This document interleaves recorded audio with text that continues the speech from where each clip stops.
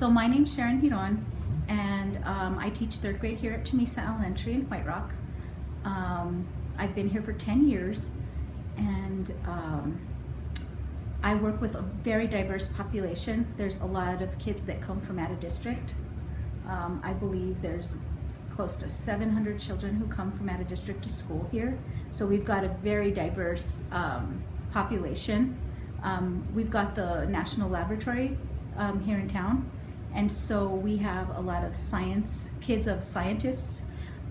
We also have kids from the Valley, from Espanola, that's a close area from here, and they commute every day. We even have kids coming from Santa Fe, Chalma, very far areas to our school and to the Los Alamos Public Schools. Plus. Okay, so I use Reading Plus. It's a really good program. So there's an initial assessment that I give to the kids early on in the year in September, and then I have them work on C-readers, and C-readers are little stories, and then they have a comprehension base to them that's connected, and they get to answer the questions based on what they've read. It's not timed, and they can reread the story as many times as they like. They can go back and refer to things afterward. There's another component within Reading Plus that's a writing component, which I really, really like. And the writing component it's based on the stories they've already read. So they can choose a topic based on nonfiction, fiction. They can choose different stories within the week, and at the same time using an interest level that they're wanting to read, or information they want to read. We also do a program called the Wax Museum, and so I try and choose a lot of my readings that they do carefully for them, and sometimes I let them choose. Most of the time I'll let them choose freely, but when it comes closer to my Wax Museum, we do a research project every year, and they have to choose a famous person, and they have to do a project on them.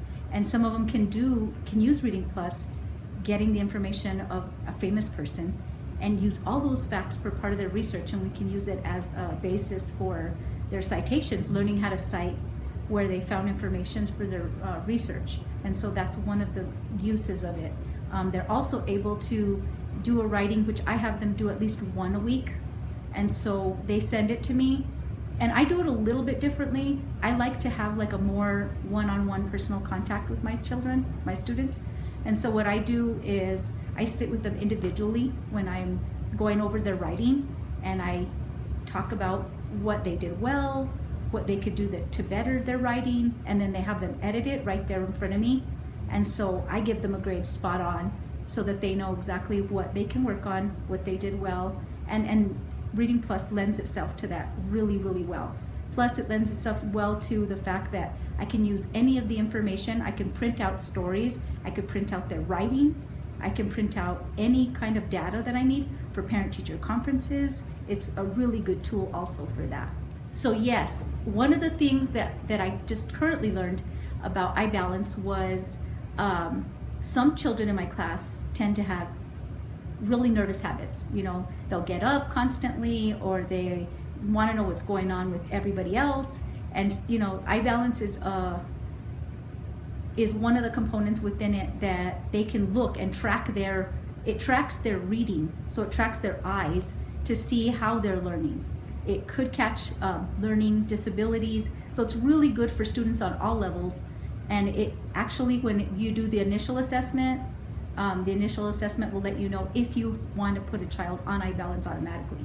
I could use it to give them more iBalance practice during the week. I can make them do one iBalance, and it's only about 5 minutes long.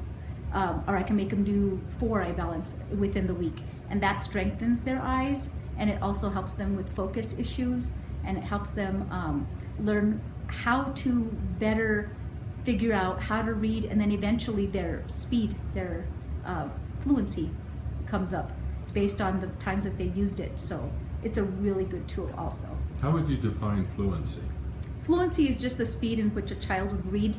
And so I think one of the last things that I would like to do is have them read fast. I want them to be able to read at their level, at their own pace. And sometimes kids can use the program where they're competitive with each other. And that means that, they see that you can add 5 minutes, 5 words per minute, or 10 minutes, or 7 or 3, depending on what it says. After so many, it'll try and move you. So it's actually helping you move up progressively as far as learning and understanding. And sometimes I have boys that are just crazy and they just decide that they want to go, you did 5, so I'm pressing 5. So I have the control where I can move them back down before it gets to a crazy stage where they're going, I'm reading 300 words per minute and understanding absolutely nothing. So I kind of watch for that. And it's a good thing to move, to be able to move them up when they're ready, but not necessarily when they need to. So it gives them more extra practice. So how do they like Reading Plus? They really like Reading Plus a lot. We had another program before and it would have the same monotonous stories over and over.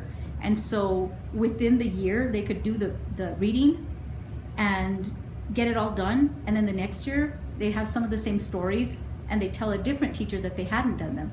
So it would be easy for them to manipulate the system and say, well, I haven't read this story, and then get high scores based on that. And this one's nice because the stories are changed out every Sunday.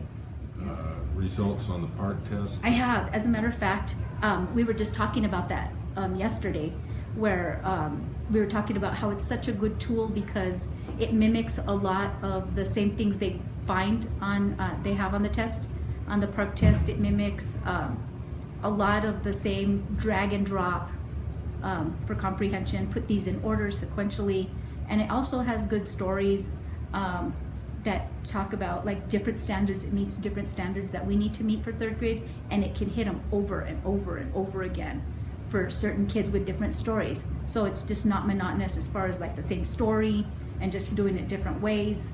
It's a really, really good tool. And in the beginning of the year, if I find that my writing is way too high or my prompt that they can't understand it, I can actually go into the program and click on a writing prompt that's there, and it'll give me a simpler prompt for children that are a lower level. So I can hit special ed, I can hit lower grade levels, I can hit, and it's also a good tool for RTI, so that's response to intervention.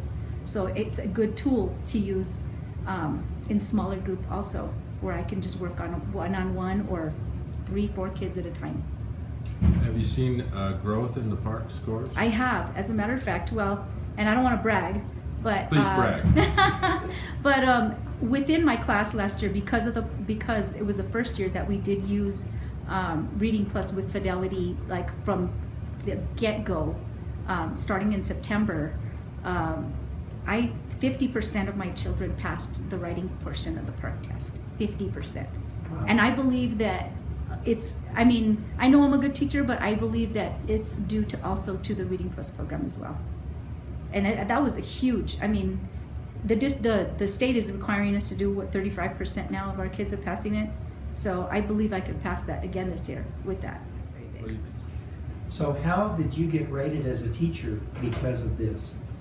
I got excels on everything.